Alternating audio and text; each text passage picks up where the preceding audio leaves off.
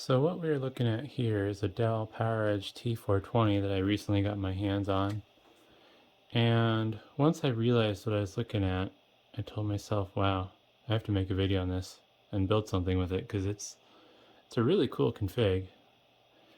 And I made this GPU power cable, not for this video ironically, but I decided I'm going to make this video before I make the video this is intended for because I'm not sure if the other video is going to work out. But I forgot to write down what CPUs this had, but I think it was like a dual 2.4 gigahertz 8-core setup. I would upgrade them, but this isn't something I plan on keeping, so I don't really want to spend money on it. So I'm kind of building this out using parts I already have. This is configured with dual 1100 watt power supplies, dual CPUs. It has an H710P RAID controller, along with a quad port Intel i350 gigabit network adapter. It has the dual SD card boot module, which is actually really sweet in my opinion. But I run Esxi, so it's beneficial to me. If you're going to run like TrueNAS on this, then that's kind of pointless for you. I need to set this down. And this particular configuration is a bit of an oddball. It's not really going to be a good way to show this on camera without taking my camera off the tripod, but we'll just do that real quick. This is the 16 SFF bay configuration, and I was trying to figure out how to price this by looking at examples on eBay, and there really weren't a lot of them, which surprised me. I think there's 2 listed at the moment. This build, depending on how you go about it, I'm figuring you should be able to get just the tower itself for around $700, and then figure another $130 worth of RAM to max, well, not max it out, but max out what's reasonable. And then in my case, I'm putting a 1070 in this, which currently, at the time of filming this video, is a $250 card. I unfortunately paid $350 for it earlier this year before GPU prices started settling down, so whoops. It did a great job heating my office though, so I guess there's that. And for this video, I'm going to be using some 300 gigabyte 10K RPM drives. I have loose SSDs floating around, but I don't really want to have to deal with that. I'm not using them or anything, but those are slated for laptops I need to sell. Versus these, they're just sitting around doing nothing until I find servers to put them in. So I think the first thing I'm going to do is I'm going to put the drives in their caddies. I haven't really tested this server yet other than powering it on to check the pinout of the GPU power. I'm hoping it works. Kind of risky, but I have 2 of these right now, so if this one ends up being dead, then I might just have to do a quick little switcheroo, and yeah. Oops, that's not even the right caddy. Kind of wish I had some bigger drives, but these 8 300 gig drives and a RAID 50 I think will leave me with 1.8 terabytes of space, which is going to be more than enough. Basically, for this particular video, I'm going to set up maybe 2 Windows 10 machines and then a TrueNAS box. If I had more time, maybe I'd try setting up a pfSense box and a Pi-hole and some other stuff that normal people would do with their home labs. But I mostly just want to put this together and see how capable it is. And another video was done a couple of years back now by Wayback Tech. And what the purpose of his video was is he built one of these out to be a video editing machine, basically, which is cool. I don't necessarily think that's very practical use of this, mostly because a lot of times with these servers, especially with the dual CPU config, you're probably not going to be hitting them hard enough to fully utilize their power. So I'm kind of thinking that the approach I'm taking would be a little bit more practical. But it just depends. Maybe you're regularly video editing stuff and it'd make more sense to have all those cores to your advantage. Unfortunately, since I'm using Esxi and I don't have the higher licenses than just the free stuff, I can only set up 8 virtual cores per machine. It'd be nice if I could just provision all the cores to a virtual machine and then just kind of YOLO it, but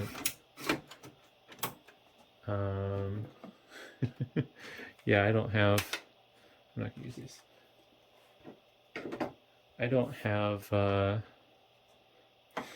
money for the licensing for that, because that would be expensive from what I hear.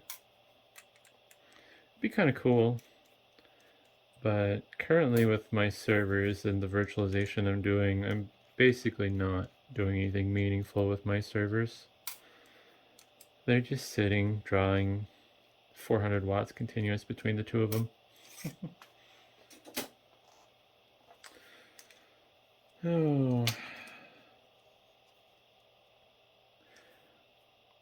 I think the really cool thing to do with this server would be basically make it your PC and your home lab at the same time.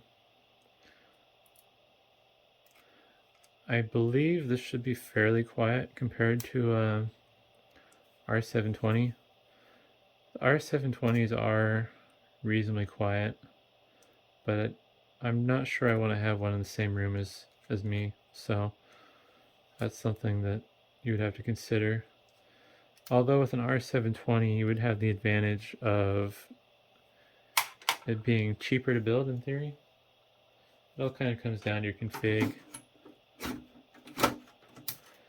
I think with these T420s, since the 16 SFF bay version is not very common, what you'll find is if you wanted to build one of these out and use it the way I'm going to in this video, you're going to spend a lot more money than you would if you just bought an R720.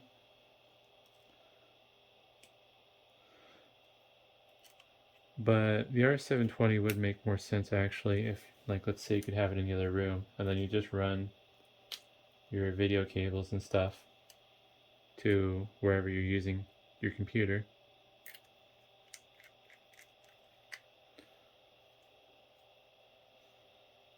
Alrighty.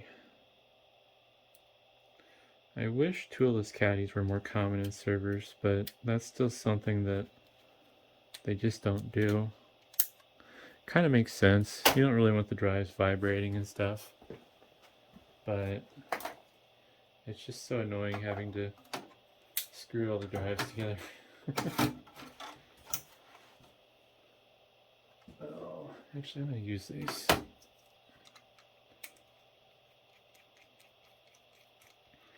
There's no rhyme or reason for why I'm pulling whichever drives. I just didn't want to have to unscrew these, but it's faster to unscrew these than it is to dig through my screw collection.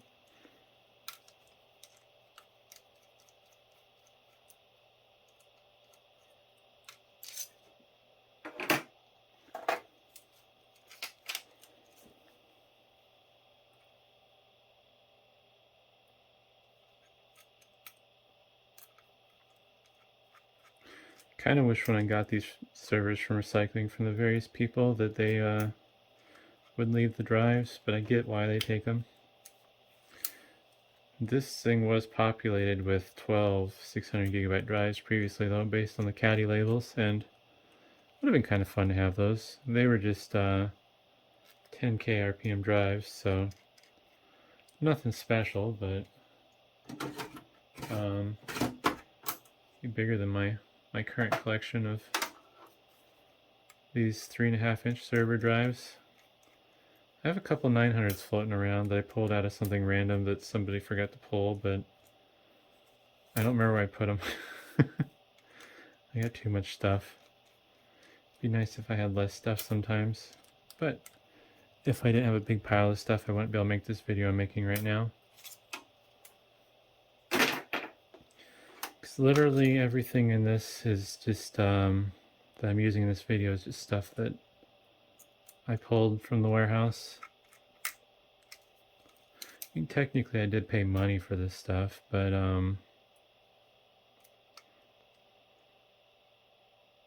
yeah, I don't know. I didn't have to special order stuff to make this video. Although one of my other upcoming videos, depending on which way I schedule things, there were some parts I had to buy for my Poweredge C6320 I'm working with.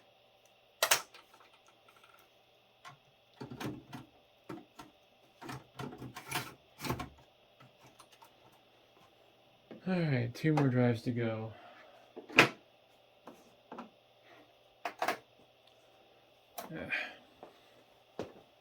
Always sucks trying to work around a tripod, but I think people enjoy these videos, so I'm going to keep doing them. Honestly, I think the end product's going to be more exciting than the actual video itself, because I think this will be quite the capable machine once I'm done with it.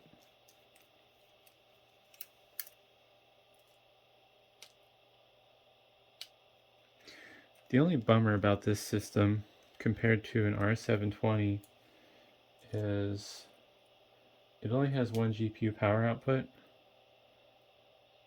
I think if you wanted to push your luck, you might be able to get away with 2 powered GPUs, but then you'd be kind of limited on how powerful they are. Like, my assumption is, I guess, slots aren't labeled with what their power output is, but my assumption is that you probably not going to be able to pull more than 200 watts from that GPU power connector. That's about what it is with the Dell R720 risers. Those have a power output of 225 watts plus your traditional 75 watt slot power. These don't have the slots labeled, so I may have to go and, well, no, I won't be able to look. I actually read the user manual last night while I was thinking about making this video and planning it, and that was one of my irritations with the user manual, because it didn't show how to connect the power cable, and I don't remember it mentioning power output. Not that that was something I was worried about at the time. The 1070 requires up to 200 watts, and that's split between slot power and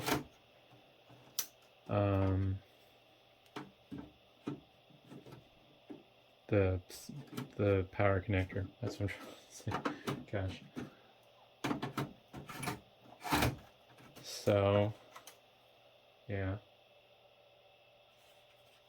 I am missing a caddy. Oh, that's right. One more drive to go.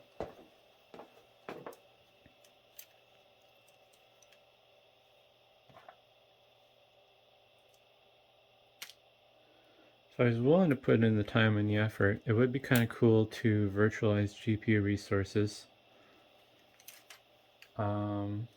I've watched a few of Jeff with Craft Computing's videos on how to do that, but mostly just watched it for fun. I didn't want to actually put in the effort to do it myself. I think it'd be interesting, but I don't know if the steps would be the same, since if memory serves correct, his 2 videos were, I think one of them was virtualizing it on Proxmox and the other one was doing it in Windows. I mean, I could do some nested virtualization and run some virtual machines on the Windows install that I'm doing with this, but I don't think I'm quite dedicated enough to this video to do that. Alrighty. Just want to double check here. Oh. Well, that's disappointing. I think I'm going to pause. I'm going to look up the specs of this computer. Because currently, focus. Oh well. It has 4 16 gig sticks of PC3L 10600R. And the stuff back there I specifically grabbed because I wanted 12800R. But the CPUs installed on this might not support that. So I'm going to have to double check. Alright, so I figured out what the CPUs are in this. A little worse than I thought they were. They are the Xeon E5-2440. And that's a 2.1 gigahertz 8-core CPU with 20 meg cache, 95 watt TDP, and it does support DDR3 1600s. So I'm going to replace the 4 sticks of 16 gig that are already in there, and I'm going to put in a total of 12 of the 12800R. Get a little memory speed. Unfortunately, I don't believe Esxi boots or benefits from turbo boosts, so this is going to be a bit slower than I want. I may get motivated, throw some faster CPUs in here for the fun of it if things go well. The only problem is I don't think I have anything on hand that would be faster than 2.5 gigahertz, which would be a nice jump from 2.1, but not that nice of a jump. Plus I don't know what these will support.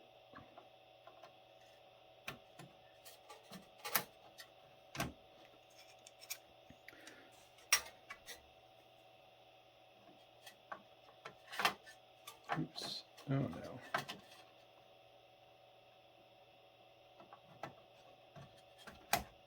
There we go. Kind of a tight squeeze in here with the memory.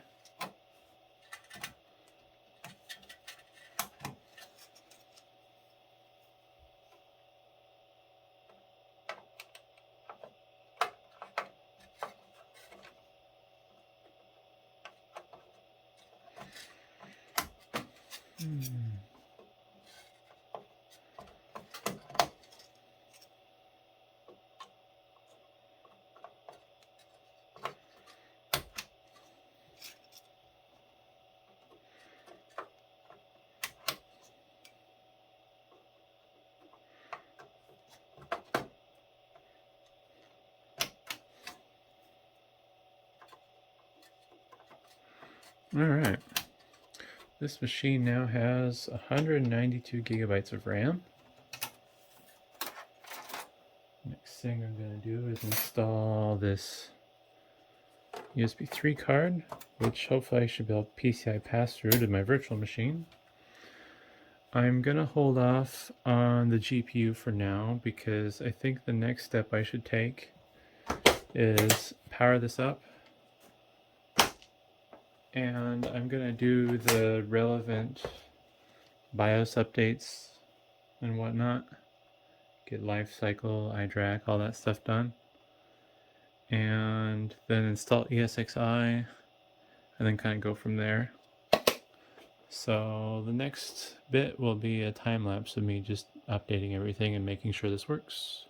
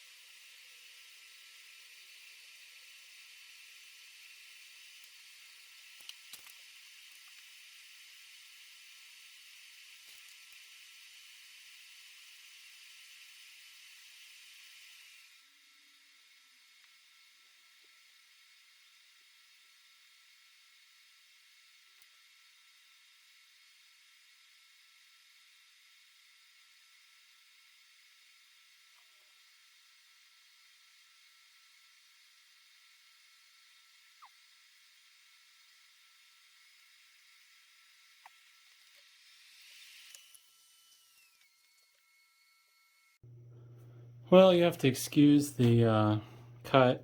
I ended up determining that the time lapse wasn't going to be practical since it was dragging on, and I ran into some issues. So I kind of stopped it mid-process, and it's a couple hours later since then. I ran into a few different issues. The CMOS battery that this came with was bad, apparently.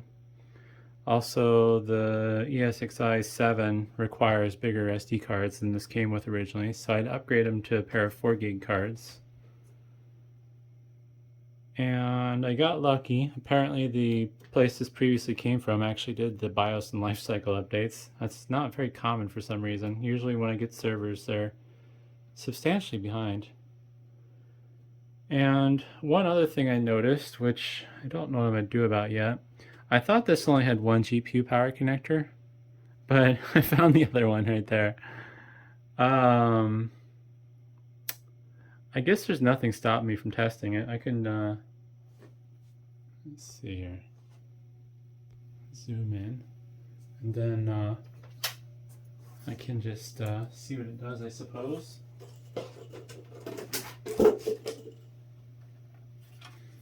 I already made a video prior to recording this where I tested the pinout, so unfortunately I may have to record that over again, or I don't know what I'll do. We'll see.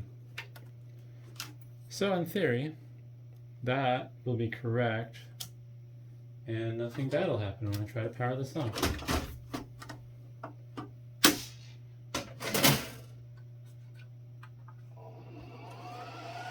Yeah.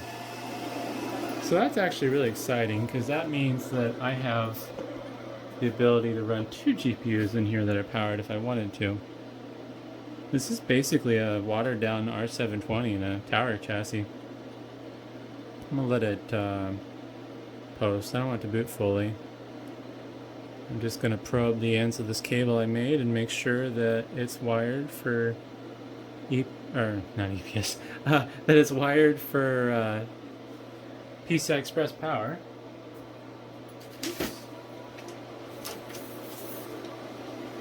And the fans are gonna get a little angry, so case is closed.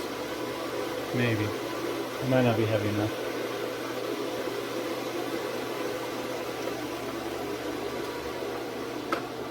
There we go. I guess I'll zoom it out a little bit. I don't need to look at the connector. I don't think this is going to be legible on camera though either. Actually, I'll just place it on top of there. Stay. Alright, so these bottom 3 should be plus 12.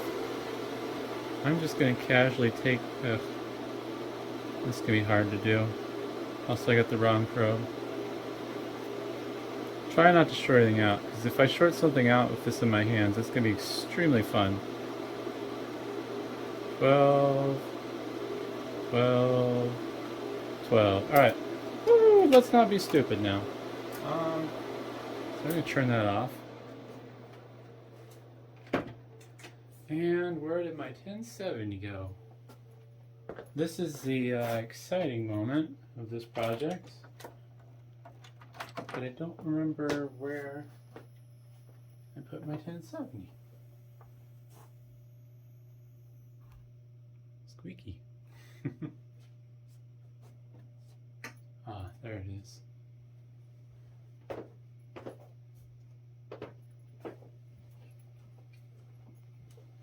Alright, here it is. The one and only 1070 I own. And manual recommends I put it in whatever slot that is, slot 5 I believe. So I'm gonna have to move this SAS cable out of the way.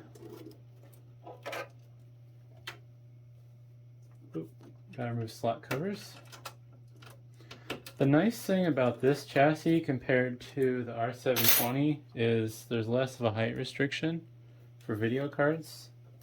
So presumably, if I wanted to, I could put my RX 580 in there as well. I don't have any desire to do that though. Alright, I don't like that. I got multiple things in my way.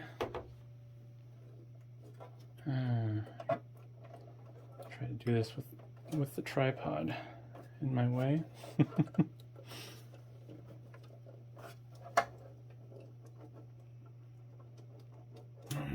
Dang it. Well, I guess I'm just going to take this out temporarily.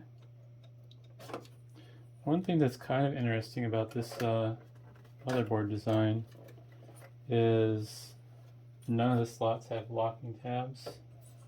I don't know how I feel about that. I don't know if that's good or bad. Well, that's not going to cooperate, which is unfortunate.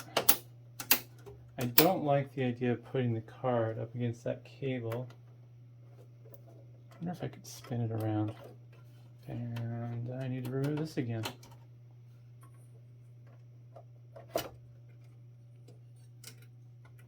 Try not to damage my RAID controller, because I don't think I have any more of those floating around.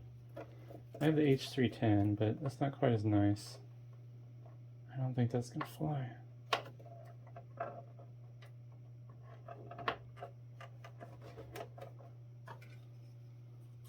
I think the only reason this RAID controller is where it's at is because of single CPU population. So, at risk of upsetting everything, I think what I'm going to do is I'm going to move the network adapter. There we go. And then this RAID controller will hopefully fit in the top slot. I don't see why it matters since both CPUs are populated. Oh gosh, if it's not one thing, it's another. Okay, we won't use the top slot. We're going to move everything around. We're going to move the USB up to the top slot, which is going to mess up ESXi. I think I'll have to redo the pass-through.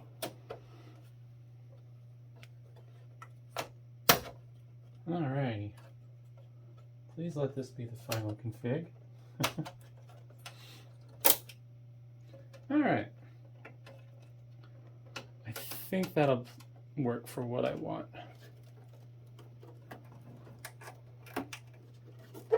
Cable management's not going to be pretty. There we go. And finally, the 1070. Try to do this without breaking anything.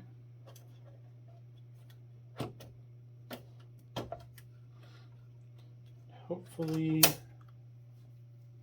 this ends happy, not sad.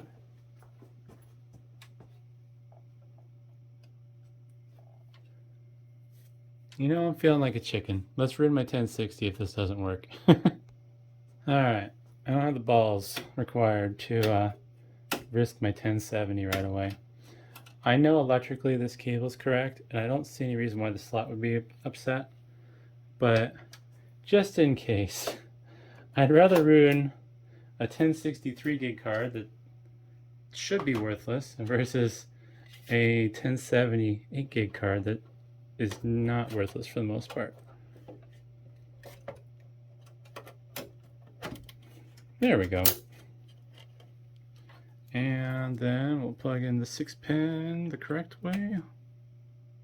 I think that should be fine. No abnormal strain on that, and then this will just kind of float around. And here comes the magic moment.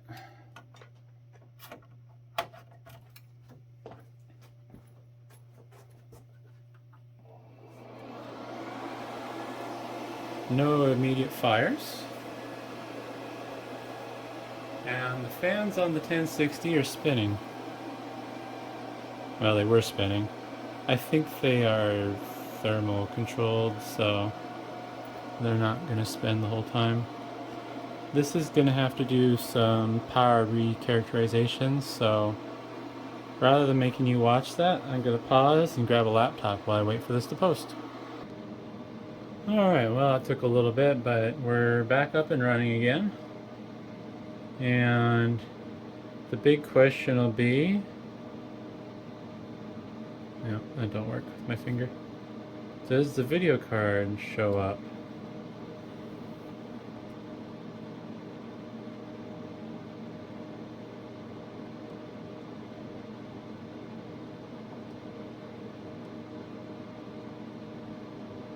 Aha, there it is. Wow. I guess I should probably zoom in so you can see what I see, but yeah, right there. My 1063 gigs showing up. That's fun. I can't wait. I actually... Ooh, no. I was gonna say I actually have some other ideas what I could do with this, but the only downfall is I'm lacking on USB ports unless there's a way I can share some of the onboard ports.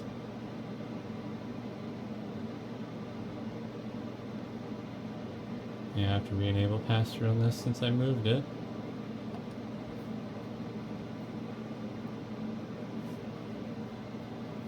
Oop. But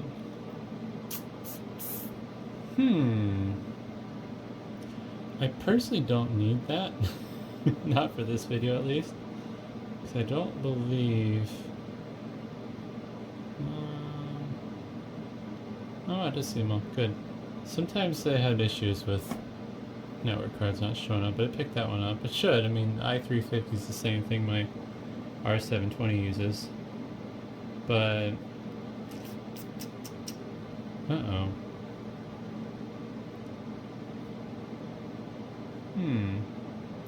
Lost my storage.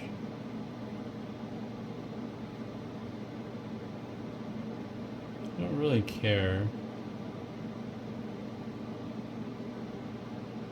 But moving the RAID controller might have caused problems. Oops. Oh well. So, looks like I still have some more work to do. For whatever reason. Let's see here.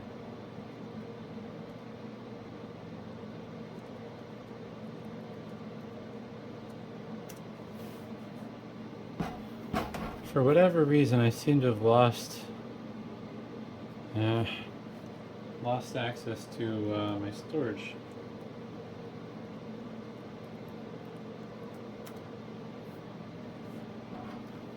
I'm not sure what's going on there.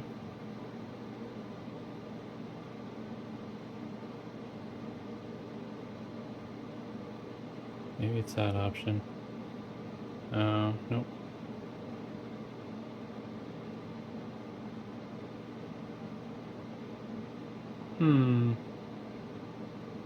Well, that's disappointing. I was hoping to be able to move that RAID controller without losing anything. But, well, hopefully that wasn't too long or too boring. I'm pretty excited about this project. I might actually change my plans and add a second video card to it, since I can run two. But I gotta get my data store working again. I need to figure out what happened with that. Also, another thing worth noting, if you're working with these, the cooling on them isn't the best. Under that shroud that goes along here, that's the only cooling fan this has.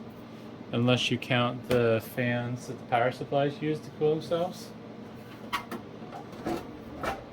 So, you're not going to want to run this without the cover, because you'll risk overheating your hardware. Because the only airflow really comes from this area here, and everything else is kind of on its own. But, thanks for watching.